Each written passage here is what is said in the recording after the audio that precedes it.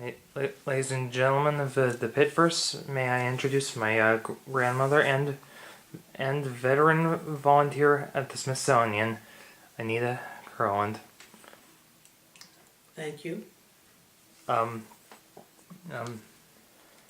course, the Smithsonian, as you know, is dedicated to, for in one part, preserving America's past. So they're broken up into lots of divisions, Yeah. and So you say some of it is research. some of it, yeah. I think some of us can put two and two together. But to start, when did you start working with them? 38 years ago. Let's see, 38 years ago from this year. That'd be in the We came to Washington in 1965. that's which was 50 years ago. Yeah. And Add we had another child in 12. 1968. So So that kept me home until he went off to school. Okay, so that was so that would be 12 years after 65. So that would be 1977 approximately. I don't know if that's right or not. Well, this is 2015. You realize? Yeah. 2015 minus 38.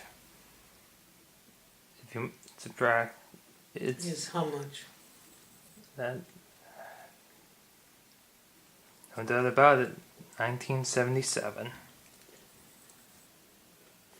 And John would have been 9 then? Is that right? Yeah, I guess so. Guess so. All right. What was it that attracted you to being with the Smithsonian? And I had always been a volunteer wherever we lived. And so when we moved away from North Carolina to Washington, I was looking for other organizations that would take up my time. oh, okay, so you were basically looking for something that could something that could help fill the time, for a position that could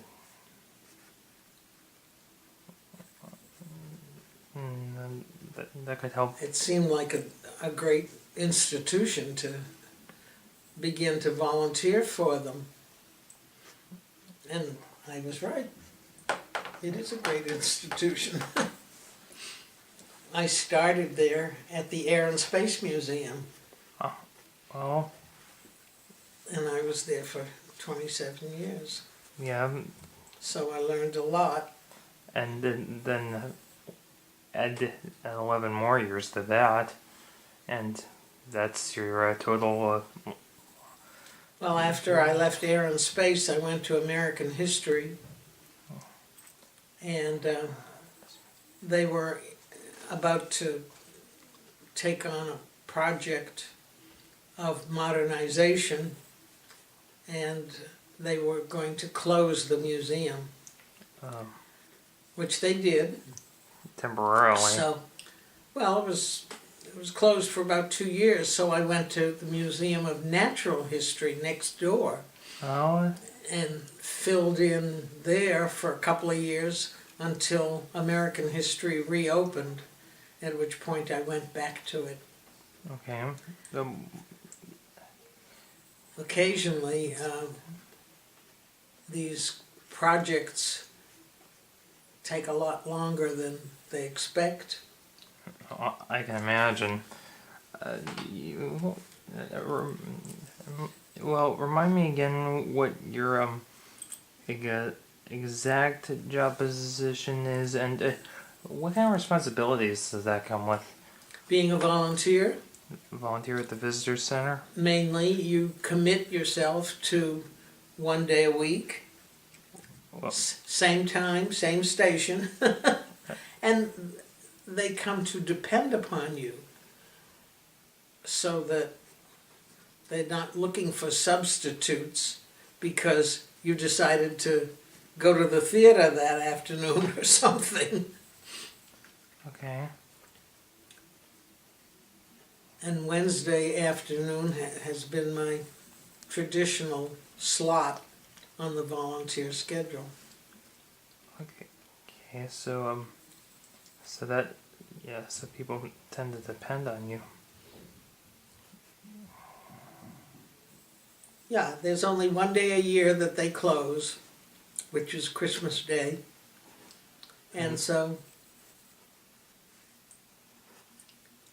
if your schedule comes out on a holiday, Well. you go to serve anyway. So basically, even, yeah, I guess that's one way of saying that the needs of the many outweigh the needs of the one. Huh? Well, you make a commitment, and I take that seriously. It's a binding commitment.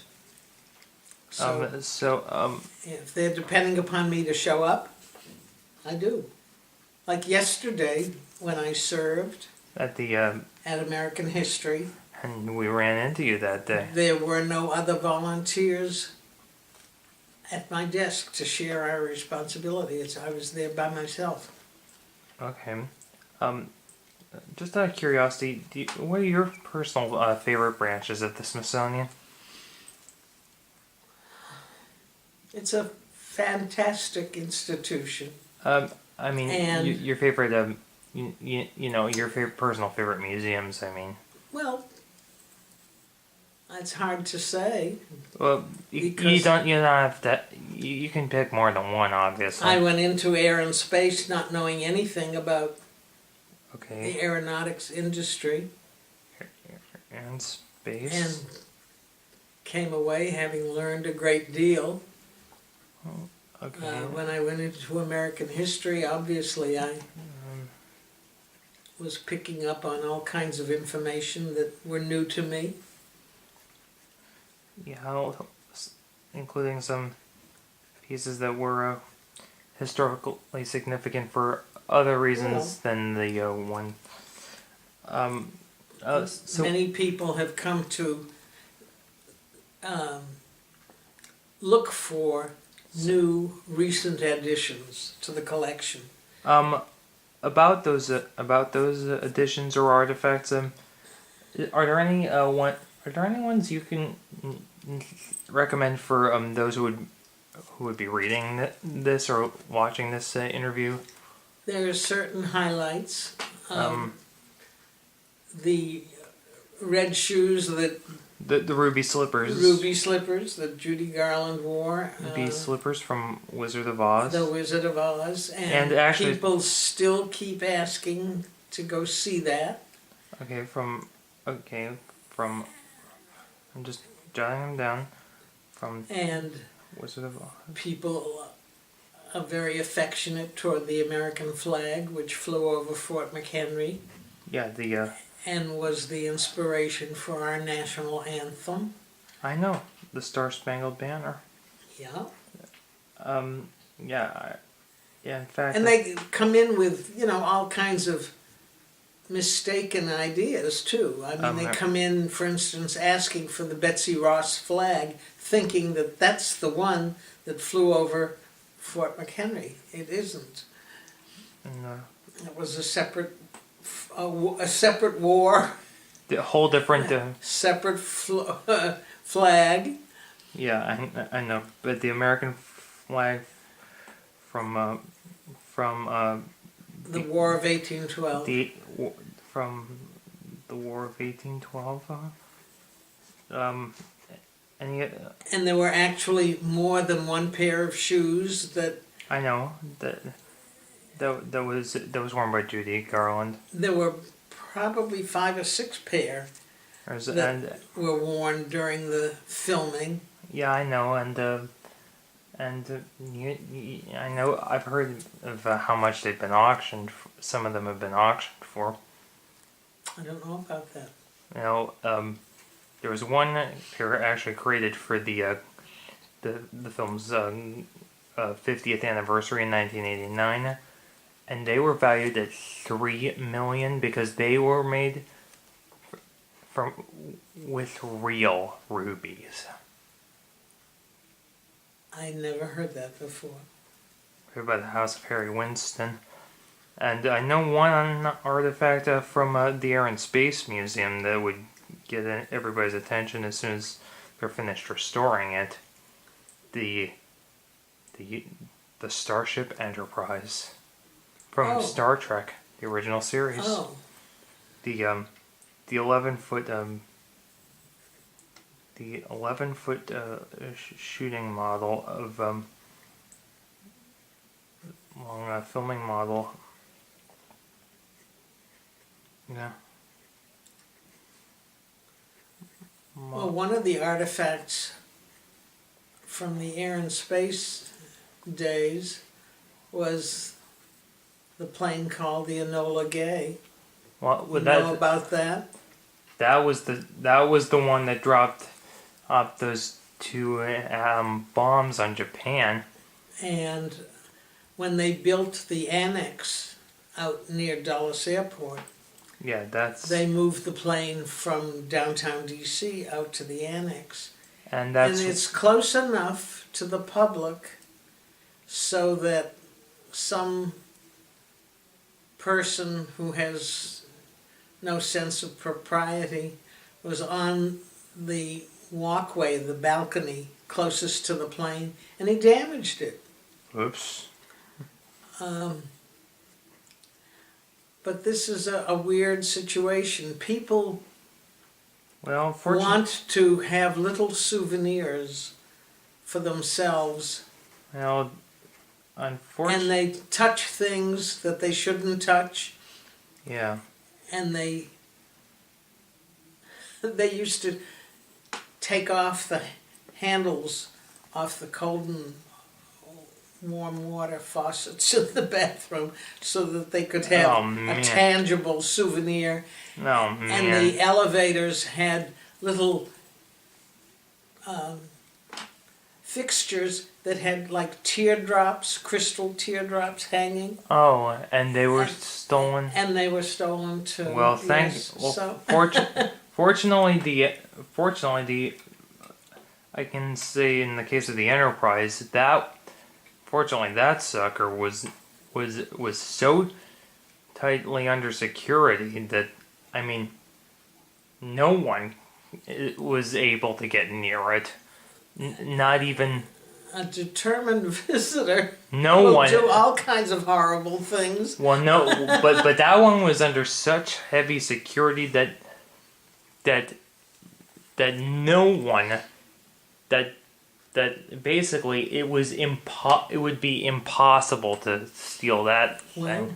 you hope so. Well, But fortunately, it's been proven to be true. we've had pieces of drapery material cut away so that somebody would, they'd pull out a scissors or a knife, God knows what, and want a little piece of. Isn't one of the actual space shuttles actually out there at the near Dulles?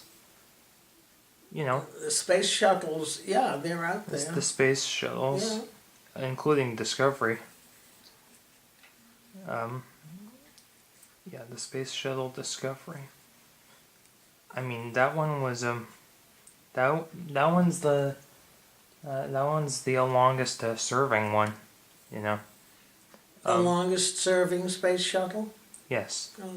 Oh. Because you remember two of them were destroyed, unfortunately. Challenger, blew up barely 73 seconds after launch in 1986.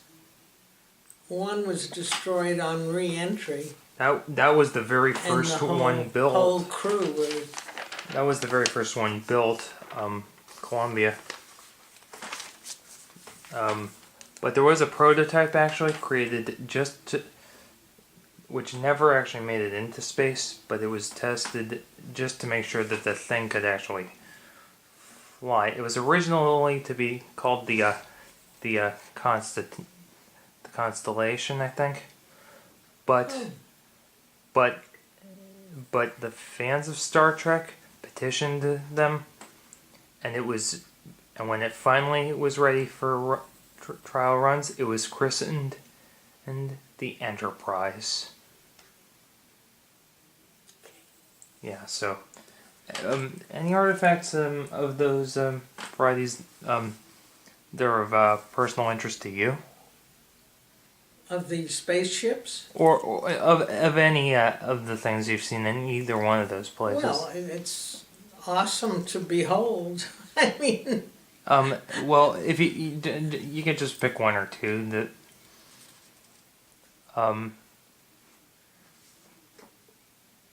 well, you mentioned the Enola Gay, a bomber. Yeah. Yeah, a historic bomber. Yeah, It's like the Kitty Hawk. It's historic. Yeah, the flight, electrified the world. The Spirit of St. Louis. Exactly. I do recall I saw that thing last time I was actually there at the Air and Space Museum.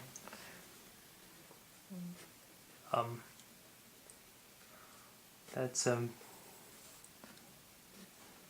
Some are more earth shattering. Yeah, like one of the actual capsules from the space missions, from those Apollo missions. One of the early exhibits I remember seeing at American History was a reconstruction of an elementary school classroom in the 30s. Huh.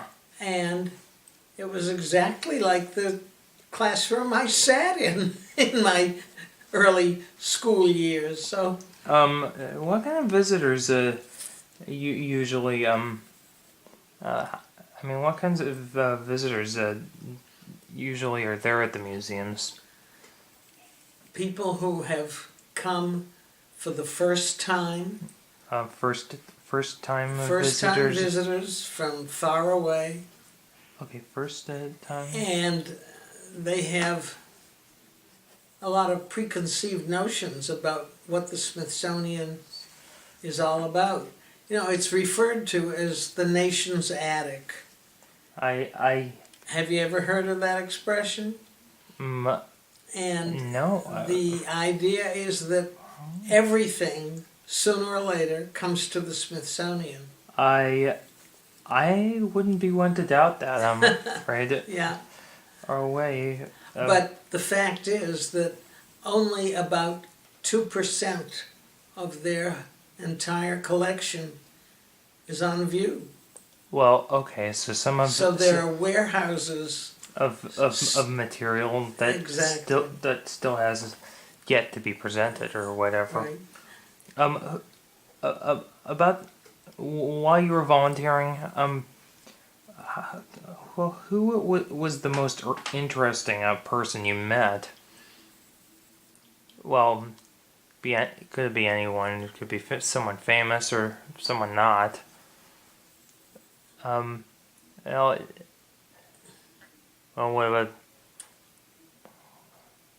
what about I'm trying to remember. I think you met Al Gore and his wife.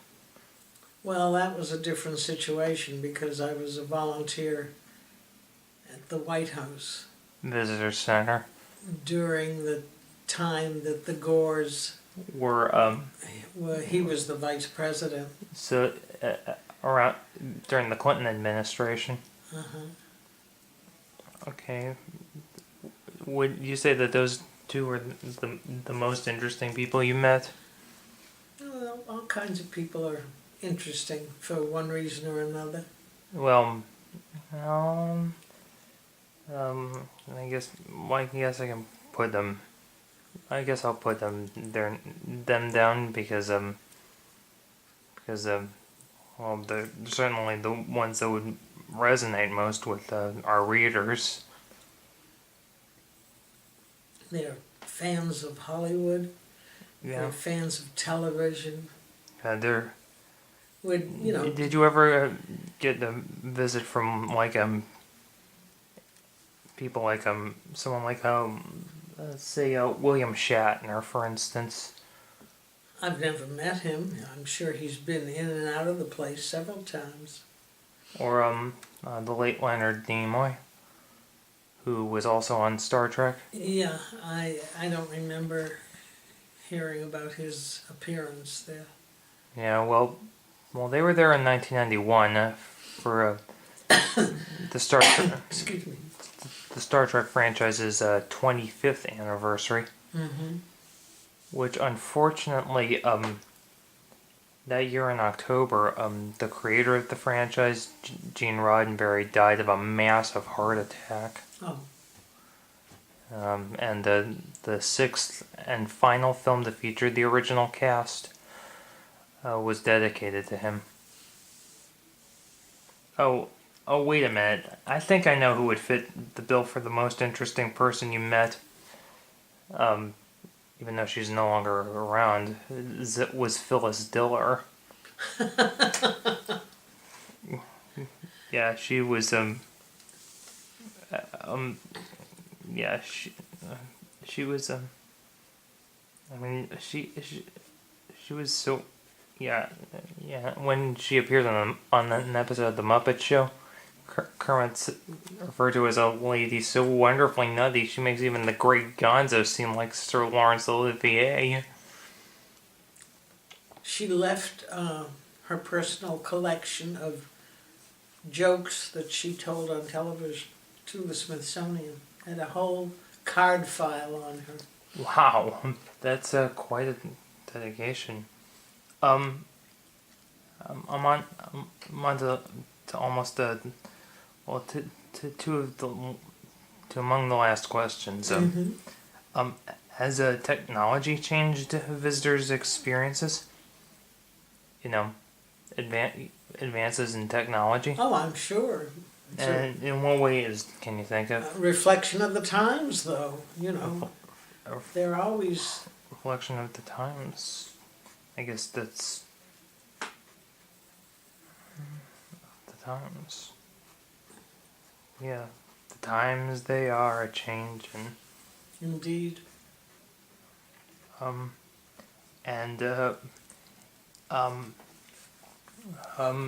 in your personal opinion, what is the most popular artifact in the whole collection? Meaning the one everyone wants to see. The American flag.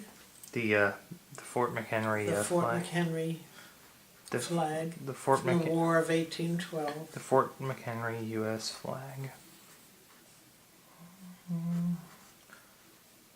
Yeah. You know that in the visitors' Yeah. hall at the American History Building, I know. the flags are hung in the order in which In which they were made, I guess. and they joined the Union. Yes. Starting with Delaware, the first flag, and all the flags have a flat bottom hem, except for one, which has, and it's Ohio, the state flag of Ohio, Oh. which has a pointed hemline instead of a Okay. Well, that's straight hemline. interesting to know. All right. Well. But people are very happy to come in. They look up and look for their state. And sure enough, they find it eventually. They do. And well. And we have a personal connection to the flags, in that for a long, long time we had 48 states. I know that was until 1959, And then 2 new states entered, and now what's and one was Alaska and the other was Hawaii. and now we've got we're at our current total of 50. We have 50, but For a long time it was 48. it was the one that has a personal impact is the 49th state, which was Alaska, and when it joined the Union. well, you've probably not heard this before, but Probably not. Tom Rogers, Tina's late father, bought a 49-star flag because he thought it was important. That this would be a date, an event to remember. And so As a result, he had that flag, and then after he passed away, he his 49th star flag was given to our son John, who then was a resident of Alaska. so he now possesses that very rare The 49th star flag, and that's the flag he flies at his home all the time. well I bet you never heard that before. well, never hurts to learn something new. Thank you for your time, It's been fun. and God bless America. Hear, hear.